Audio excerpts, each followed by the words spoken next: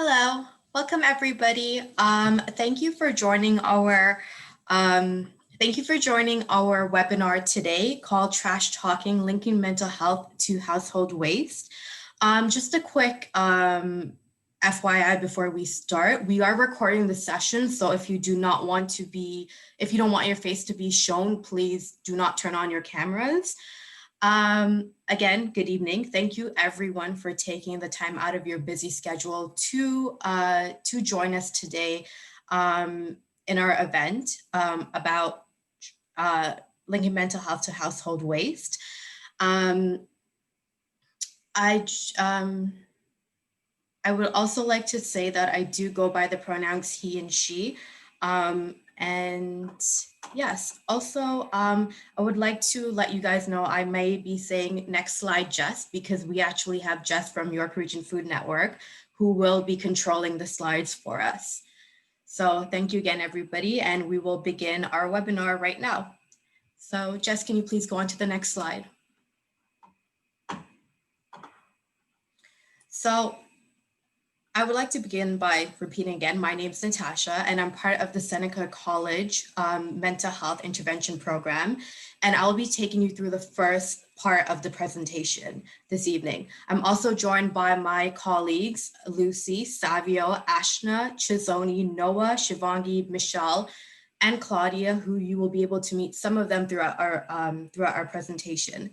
Before I begin, I would like to say a really big thank you to RBC for their generosity in funding this collaboration between Seneca and York Region. I would also like to thank York Region and BC Compost Education Center, who without them, this webinar would not, or this event would not be able to happen.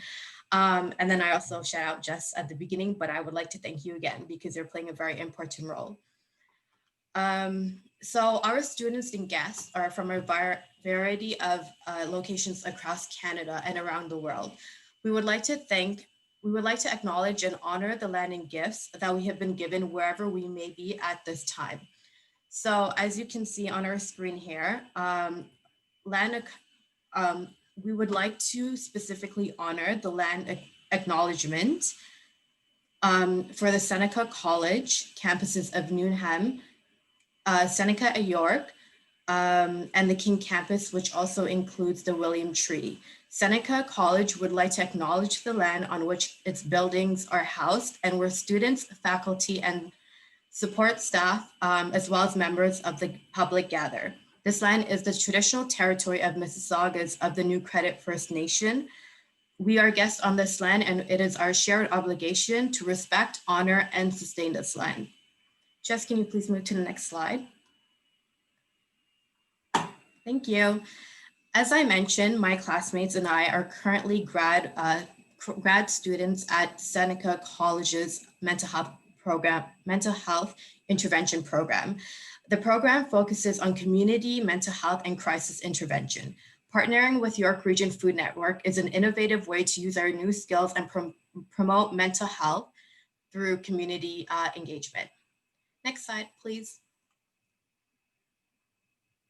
So the purpose of this event and what I would love for our audience to learn from here is to promote composting methods, educate the public about food insecurity and climate change and how they're associated with mental health disorders.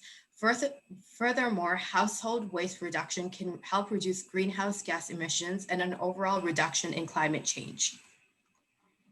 Can you please move to the next slide? Thank you. So here are just a few stats for our audience. There are over 160 composting facilities across Canada.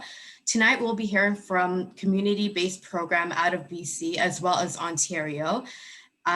Even though Canada has greatly improved their composting behaviors since 1994, our landfills are still emitting large amounts of methane into our atmosphere. Can you please go to the next slide? So some of the benefits of composting are, well, there are many benefits, but some are, among them is the ability to reduce greenhouse gases and carbon dioxide emissions. Because composting naturally puts nutrients back into the soil, there is no need for chemical fertilizers, which can damage the earth and its inhabitants. Next slide, please.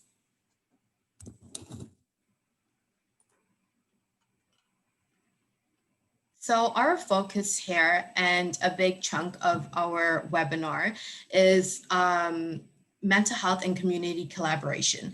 Urban settings and lifestyle can lead to various mental and physical health issues. Urban living has been linked to stress, depression, anxiety, and chronic illnesses such as high blood pressure and diabetes. In order to help reduce the harmful effects of urbanization, organizations such as York Region and BC Compost Education Center are trying to introduce innovative ways of enhancing the mental well-being of communities. Community gardens and urban composting initiatives can help foster the sense of community as well as beautify city landscapes, boost moods, and provide a social support network. My time has come to an end now for the first part of the presentation. So therefore, my other team member, Lucy, will actually take over. And please go ahead and welcome Lucy. Go ahead, Lucy. Thank you again, everyone. Hi, everybody. Thank you so much, Natasha. That was a great start to the evening. As Natasha said, my name is Lucy, and I use the pronouns she and her. I am very excited to introduce and hear from our two speakers this evening. I have already had the pleasure of hearing Kate Grabett speak before, and I'm certain you will enjoy hearing about and learning from her experiences with food and the power that food has in bringing people together.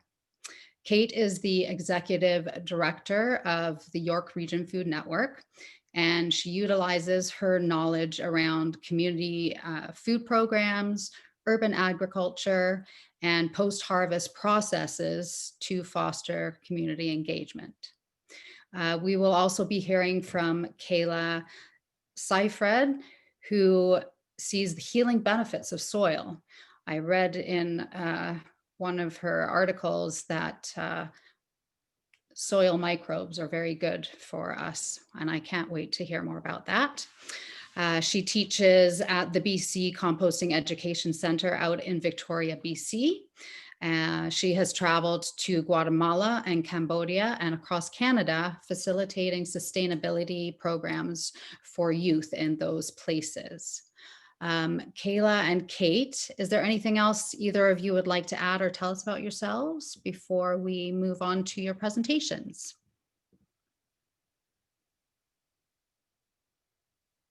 Nope, that's good. Pleasure to be here. Yeah, I'm very excited for tonight, so thank you. Awesome, good. So I believe Kate is going to be presenting first. Before she gets started, I'd really like this to be more of a conversational type presentation. So feel free to interject if anything of interest comes up that someone would like to speak more to. I'm planning on interrupting, so I hope that's okay with everybody. And for all the participants, if you have any questions, please feel free to use the chat to put them in, and we will look at those as well. We have people manning the chat as well. So without further ado, I'm going to turn it over to Kate. Welcome. Super, thank you, Lucy. That was a wonderful introduction, and I'm thrilled to be here tonight and to have the opportunity to chat around compost and environmental education and all this good stuff. This is a fantastic workshop or session, just because York Region Food Network, our compost program, is really, it's in a very new phase. So we're just in the starts of developing it, and Victoria Compost Education Center have a really well-established program. So you're kind of getting both ends of this conversation, which is fantastic. But just to give everyone just a little bit of a nutshell of what York Region Food Network is, we are a nonprofit organization. And we work just north of Toronto. So we work in all 9 municipalities of York Region. And we have the pleasure of working in the urban south and in the rural north, working with tons of farmers, but also working with a lot of community members who come from every single culture and background. And we run food programs.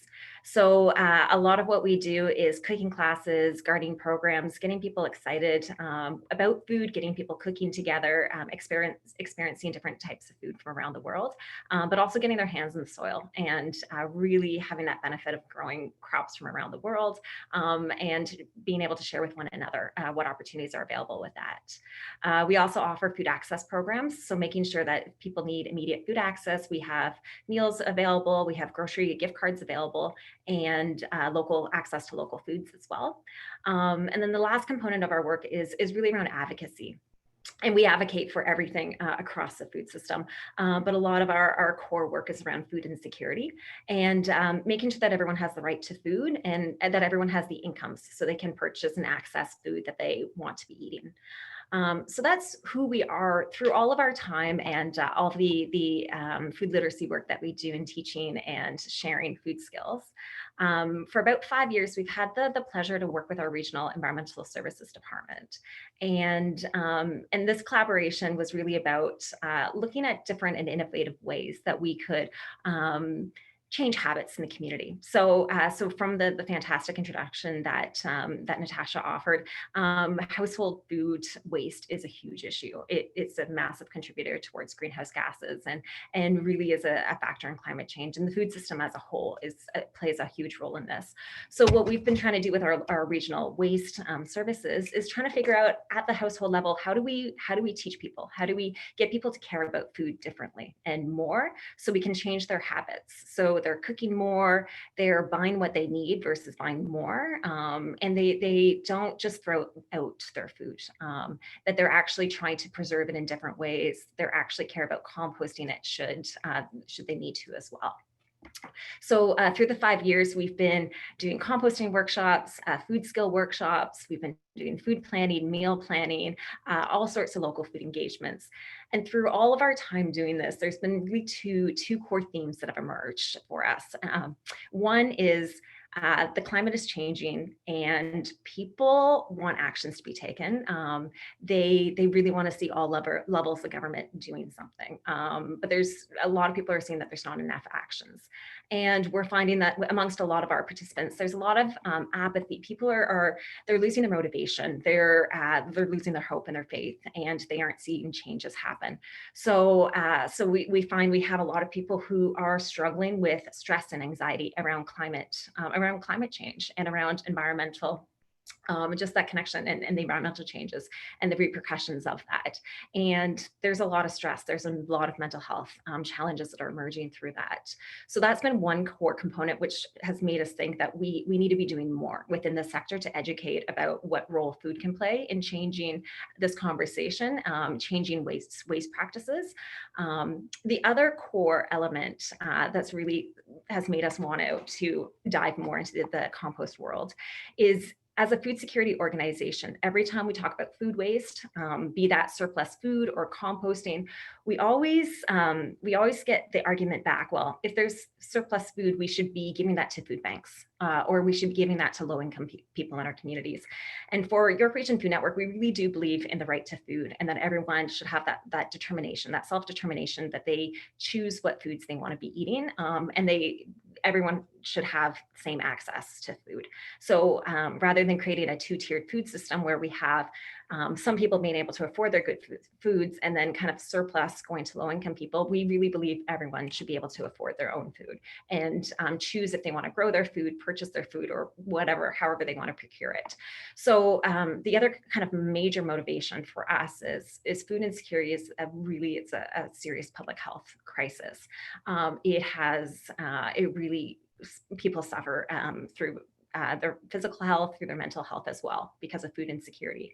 And every time we're hearing these arguments and these comments that we should be using surplus foods and redistributing them in for food charity, we know we have to do more education around that issue.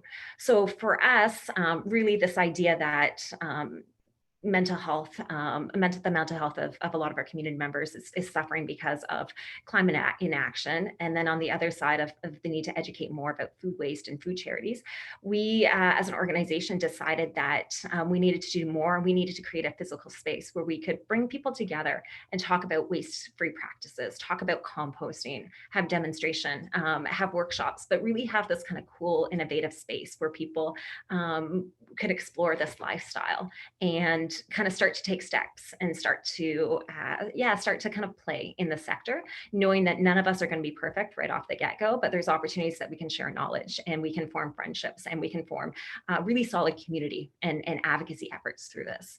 So we started our quest to kind of create this physical space in early 2020, and then the pandemic happened. So we've been trying to change everything online, continue to build this virtual space for when we can have people back, but also try to have these conversations happening virtually. So that's why tonight is such a great example of that. And we've been holding a variety of other composting workshops, waste-free practices, so we can kind of keep the conversation going and get people keen and interested on this.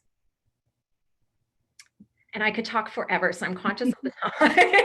So I'm going to pass along to you. I was just about to jump in and say, we need to be mindful of the time. That was amazing. Thank you. That was a lot of wonderful information. I was taking notes. I think I'm going to have Kayla speak next and save my questions for after. And then if there's questions that are coming up in the chat, we can go through them too. I think we'll get all of our knowledge first and then open it up for conversation, sorry. Okay, so Kayla, I'm going to let you go ahead. Welcome. Thank you. And thank you so much, Kate, for sharing a little bit more about York Region Food Network and your project to have a compost education center of sorts for your organization and your community there. I'm really excited for you all. So as introduced, my name is Kayla Seifert, and I'm coming at you from the Compost Education Center, which is located on unceded and occupied Coast Salish territory. Particularly here in Victoria, we are on the Songhees Nisquamish First Nations land. It's the Lekwungen land as well. And there's other First Nations territories or First Nations people who frequented these territories as well, including Wasanic communities that are just up the Saanich Peninsula. So we can go to the next slide. I just put together a couple of slides so that folks would have a visual to go along. I just like to tell you a little bit about the Compost Education Center and what we're all about out here in Victoria, BC, and then touch a little bit on some of my learnings around mental health and connection to composting. So our mission is to encourage composting, local food security, and waste reduction and diversion through education all over the Capital Regional District, which is the CRD. This is the very small scope of the work that we do in description, but we actually do so much more than what these words really can communicate. We can go on to the next slide. So we do achieve our mission by offering a lot of extensive and accessible public education programs that focus on community-based solutions to climate change, adaptation, and resiliency. So composting is one huge piece of that. Gardening skills, food skills, and then soil contamination knowledge and bioremediation practices are also a big piece of that. So we have a really active schools program. We have a really active adult education program. Our Healing City Soils program is related to that soil contaminants testing program. We have a partnership with the local university here where we offer free soil contaminants testing to residents of the Capital Regional District. And then we offer them follow-up workshops on how to use low-tech solutions like composting and planting specific plants and using mushrooms to bioremediate their soil so that they can grow healthy food on it, which is really neat to be able to offer that to folks wanting to grow food in an urban setting. We also attend lots of community events. We have local plants, 2 annual plant sales where we sell organic plant starts to the general public, and we often have garden parties as well at our demonstration site. We can go to the next slide. So just a couple photos there. That's one of our demonstration site and a site tour happening with a group of people pre-COVID. We're still open to the public now. We've managed to adapt quite well. And actually our garden space is really great for having outdoor workshops and site tours in. with a few modifications. We can go scroll through some of these photos here. Another site photo in the heat of summer of our demonstration site. Carry on, next photo. That's us at one of our plant sales, a longtime volunteer. So we engage with volunteers through our programming here. Next slide. That's one of our schools program where children are exploring soil, a dug up shovel full of soil from the Compost Education Center, and then they sort of break down what soil is made of and why it matters. We can go to the next slide. That's another one of our schools programs happening. It's called Corey's Compost Story, and it's a puppet show with a trusty apple core and a brown dried up leaf for the younger grades. We can go on to the next slide. This is a small type font, but it just gives you a little example of the types of adult workshop offerings that we have.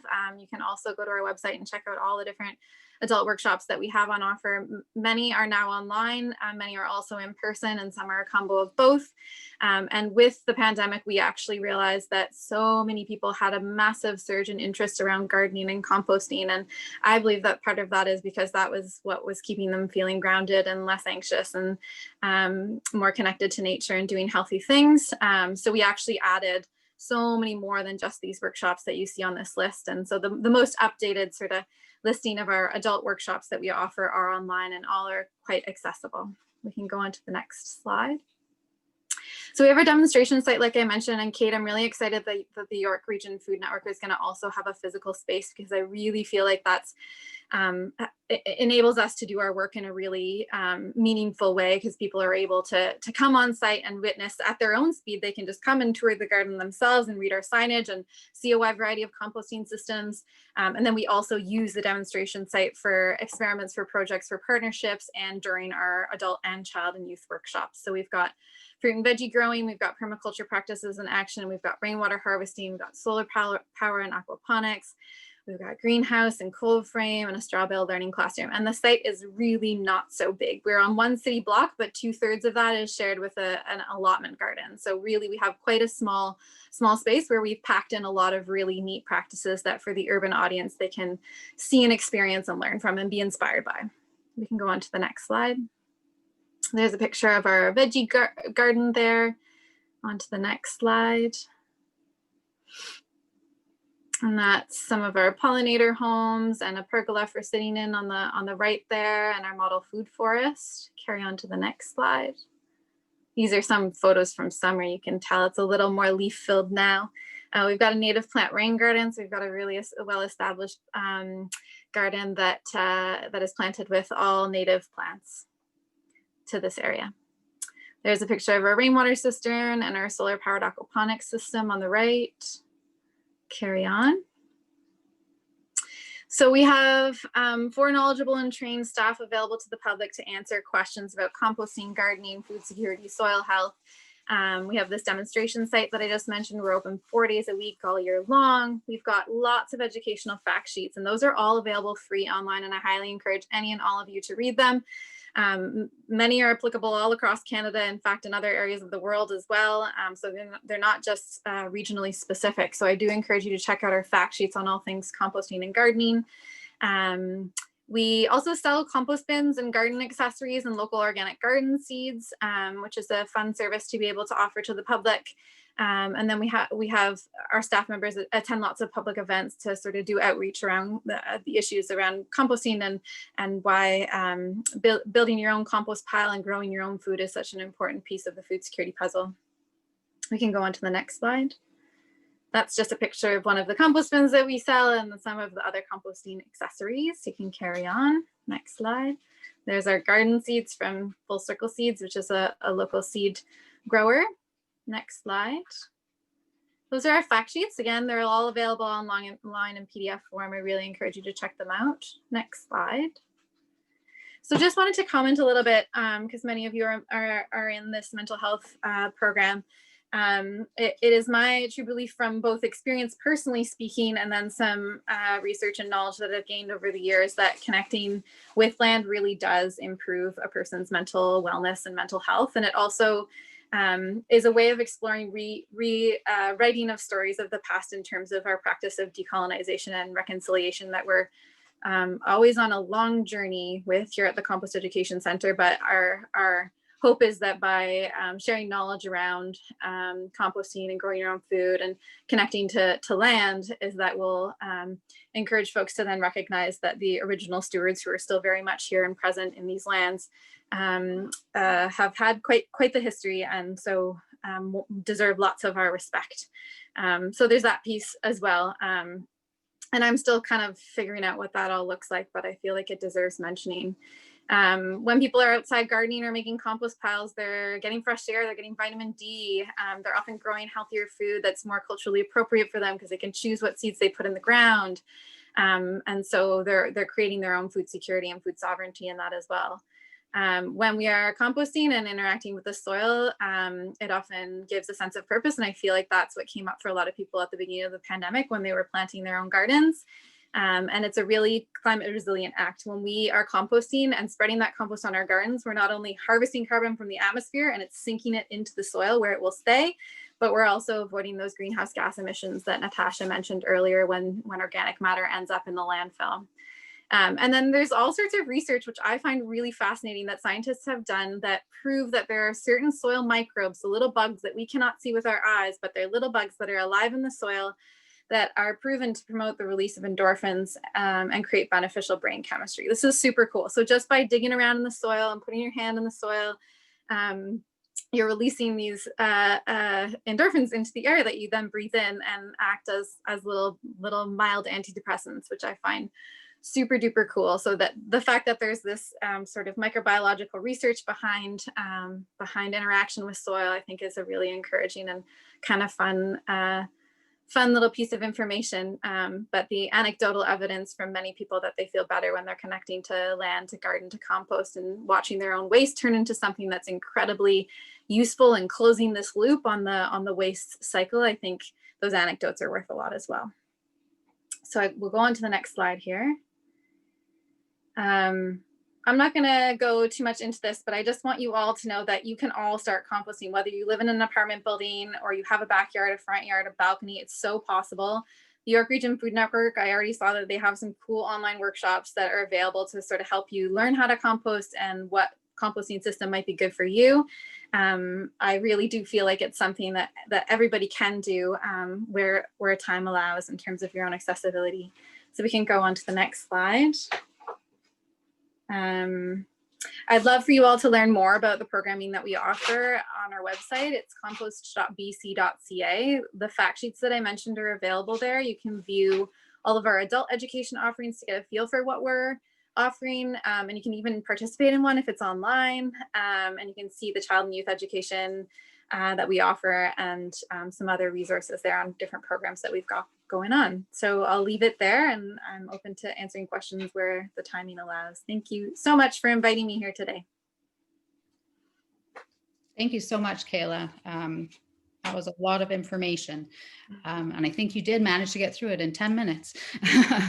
I found, I got the chance to look at your presentation before today. So I have already had a peek at it, and I'm so interested now to go and find out more information on these soil microbes. And playing with dirt is good for your health. Who knew? I have one of my kids loved to eat dirt. Maybe she is a happy kid because she ate these little microbes. Anyway, I digress. I'd like to open it up for questions. I don't know if there were any questions in the chat. I'm just going to have a quick look here. Okay. Oh, there are lots of questions. So from RADHA, she wants to ask Kayla, do you find that your participants come from low-income communities, and how closely are your programs connected to the Indigenous communities around you? Great question. I mean, we don't ask that question. We don't ask people to identify what kind of socioeconomic class that they, consider themselves in. So I don't know, sort of, that's not information that we collect. However, we do keep our workshops accessible in that there's different levels of payment that can be offered for our workshops, and many of our core workshops are actually free. So long as folks can get here on a Saturday. though we don't, yeah. So there's that piece. And then in terms of working with our local Indigenous populations here on Southern Vancouver Island, we do employ a couple of young Indigenous knowledge keepers who teach some of our workshops. So a workshop, for example, that we have is an Indigenous plant walk, and she uses our site to point out some plants that are very important to her WSÁNEĆ people. And then we have another workshop teacher this year who taught late spring edibles in WSÁNEĆ territory. So we do employ some Indigenous folks to teach those workshops. And then our Healing City Soils program, excitingly, this year is going to be entering into a new chapter where we're going to be supporting folks at a village site up the peninsula to check in with their soil quality there. It's been impacted massively by colonization. And so we're going to do some soil sampling and do some experimenting with bioremediation in that site as well. So there's some examples for you. Thanks for the good question.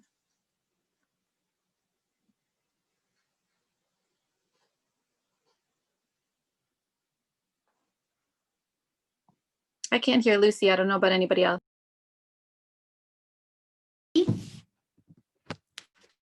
No? Is that better? Yes. Sorry about that. My internet conked out for a moment. Are you going to be posting the information about your new initiatives? Do you post all those kinds of things on your website so that we can see how that goes with you going up the peninsula and doing soil testing, things like that? Yes, I would highly encourage folks to follow us on social media, because that's where we have the most current information posted. So we're on Facebook, Instagram, Twitter. We update our website as well, though it seems to be, sometimes the last to get updated. So definitely check out our social media for information on those programs. Great. Thank you. All right. We have another question from Shika. I hope I'm pronouncing that right. Saying that the session was really inspiring. Just need to know how children can be sensitized through school programs for composting sustainable development. So I'm not sure if the York Region Food, I think you do stuff with the school board as well. I know Kayla obviously does a lot of education. That's your area. I don't know which one of you would like to chime in and answer that question. So again, I'll just read it again. How do children get sensitized through school programs for composting sustainable development? I can just comment sort of on, and maybe Kate, if you want to chime in as well, that's cool. So one program that we have that we offer in schools is our Wrigglers at Work series. And so children actually get set up in their classroom with a worm composting bin to use in their classroom for their lunchtime food waste. And so that gets fed to the worms, and over the course of 4 to 6 months, they keep these worms in their classroom, and they become active stewards with the guidance of their teacher of these worms in the compost bin. And then we often will revisit for a harvest of their finished compost, and then they use that finished compost either in their school garden or in potted plants in their classroom. So in our experience, and after evaluating those programs, we feel like it's the fact that they get to actually steward this composting bin throughout the course of a school year, that they're becoming more tuned into the benefits of seeing their waste, their yucky, gross stuff from lunch, turn into something that's incredibly beneficial for their little plants in their classroom or for their school garden. And they become friends with the worms. Kids love worms. So it's really cool to see how they totally fall in love with these little worm friends, and they get to watch them eat all of this food scraps. It's like, where did the food scraps go? They disappeared. Oh, that's because of the value of these worms. So there's a little anecdote about how children in one of our programs sort of become more aware of the benefits of composting. Great, thank you. They do like worms, that's for sure. All right, we have 2 more questions, and I'm just conscious of the time. It's already 7:40. I think we were hoping to wrap everything up by 7:45. I'm going to call out to RADHA, my wonderful professor. Can we answer 2 more questions, and then do we have time for our evaluation and thank yous? Absolutely, absolutely. This is such a rich conversation. It's great. You know, I'm typing up 3 questions already, and All so right. I'll let you take that. Thank you. We can keep going. I'm fine to keep going, but I know that people have very busy lives. So, okay. Chisoni has a question, I think, for both of you, Kate and Kayla. What brought both of you to this work, and how have your previous experiences helped you in this field? So I'll say, Kate, you can go first because Kayla needs to rest her voice a little bit. Yeah, I must say the Victoria Compost Education Center is so cool. So I've learned so much. So this is fantastic. You know what, I always say I accidentally got into the food sector. I went through school, I went through university, I finished university. I had no idea what I was doing or what I wanted to, where I wanted to focus my time and my energies. And I kept thinking back to were my favorite memories. And it was with friends cooking, like arranging potlucks. It was in my grandparents' gardening and having my hands in the soil. And everything that I was passionate about revolved around food. So that's kind of how I ended up in the sector.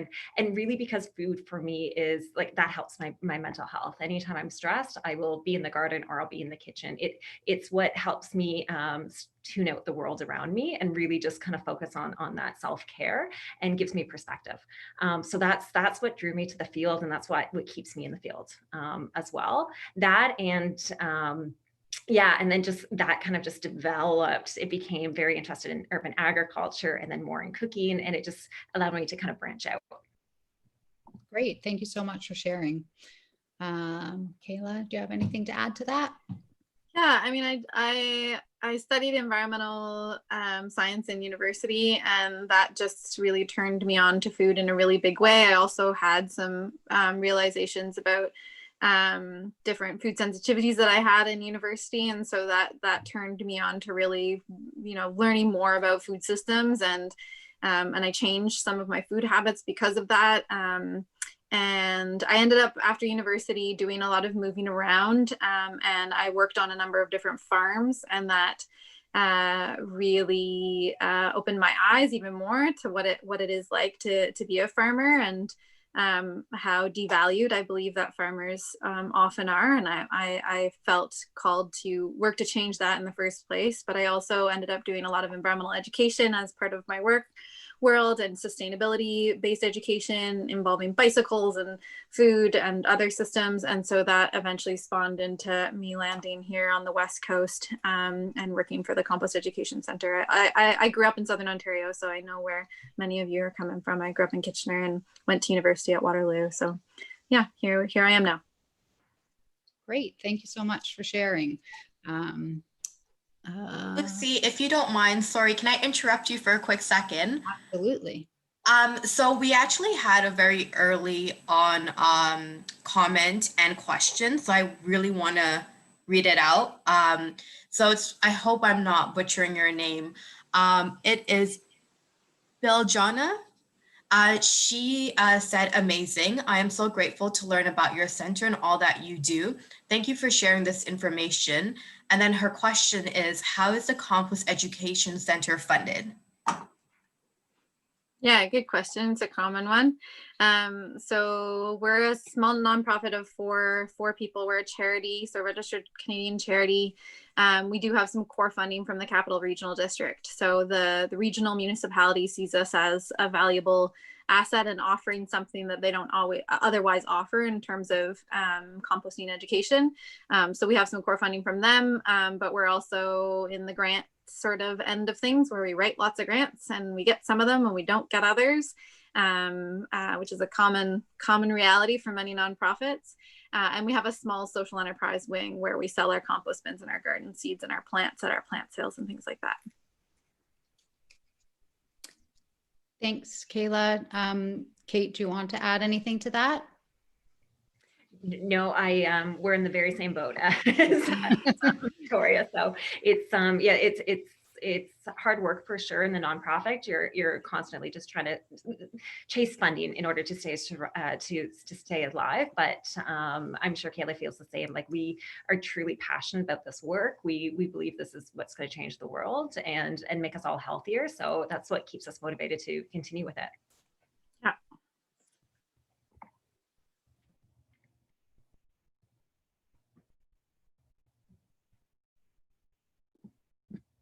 I think we're losing your sound again, Lucy. Is that okay? Yeah, you have to see me up close and personal, apparently.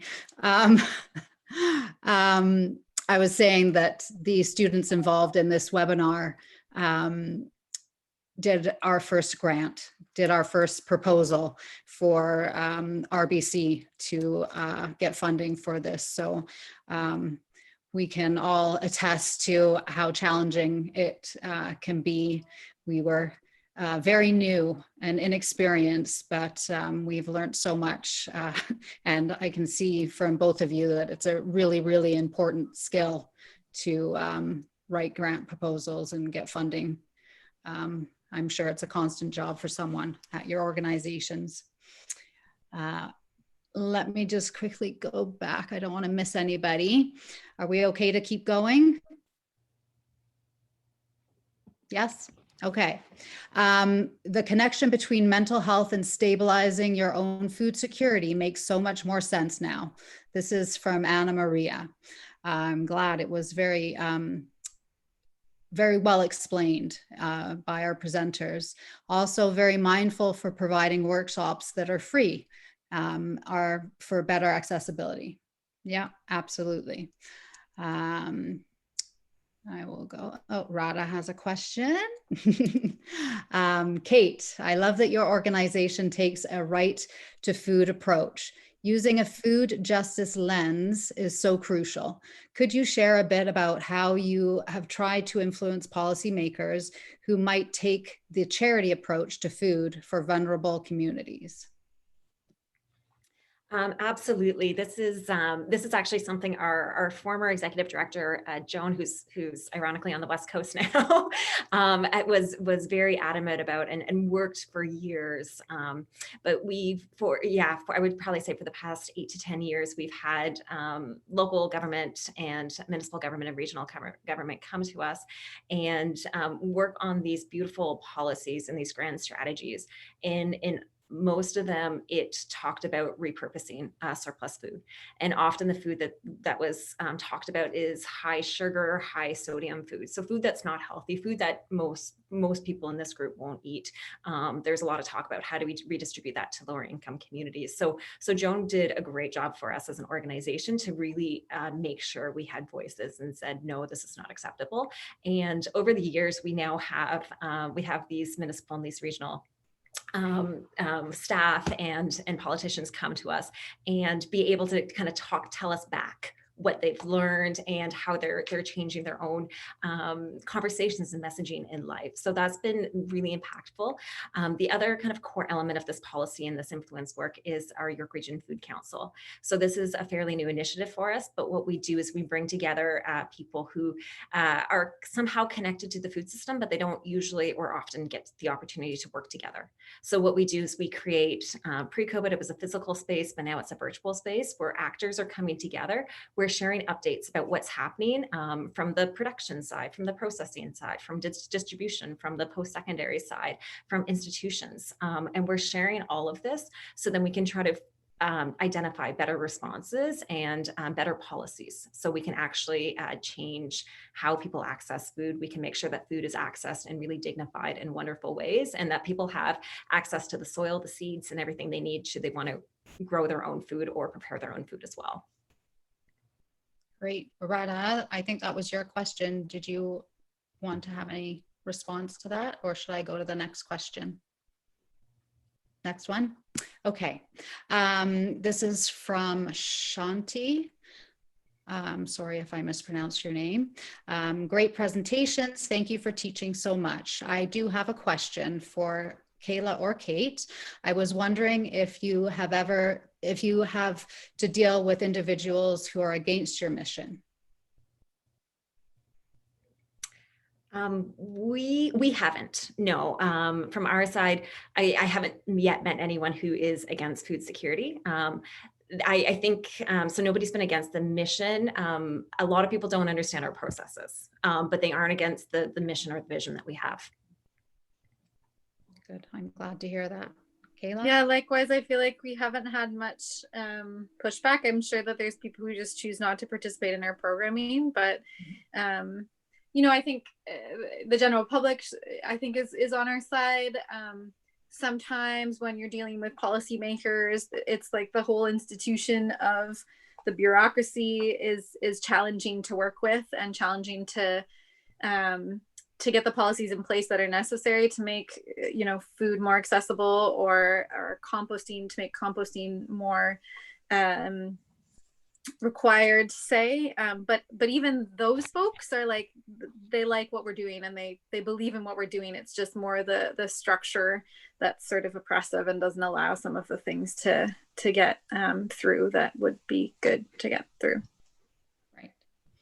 That makes sense. Well, I know that Kate and Kayla didn't know each other before this presentation was set up, but I know that they've now made a connection, and I think that you can both benefit from that relationship. So Totally. Yeah, absolutely. I'm really happy that happened. Okay, so in keeping with the time, we're way over our time. So if we could skip down just to the Mentimeter.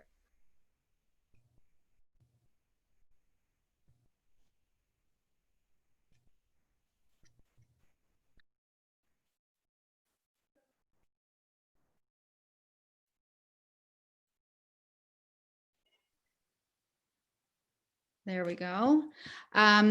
So I think Savio is going to, Savio, are you there? You're going to talk about the Mentimeter? That is right. Hey, everyone. Good evening. My name is Savio Francis. A big thank you to Kayla, Kate, and Jess for being here with us today, and our two amazing moderators, Lucy and Natasha. Yeah. So before we wind up our session, we have a link to a Mentimeter, which is basically a poll, which is feedback from our participants on how we did and how we could improve in the future. So if the participants could be kind enough to either click the link or scan the QR code. Okay, I don't think the participants will be able to click the link because it's being controlled by the moderator. It's being shared by the moderator. So if you all could scan the QR code, and that will take you to another window where there are basically 5-6 questions that you have to answer.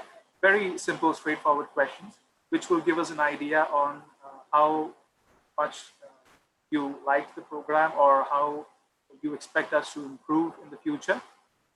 So I don't think it'll take more than 5 minutes. So if participants could do that, it would be really great.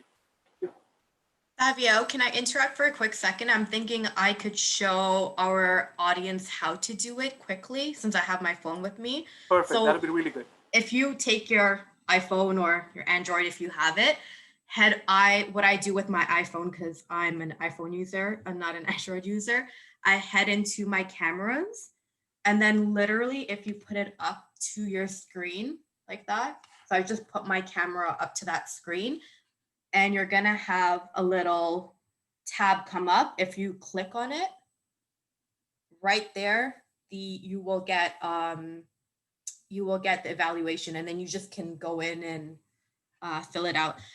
Also, you do need Wi-Fi or data to complete it. I hope that was helpful. That's perfect. Thank you, Natasha. No problem.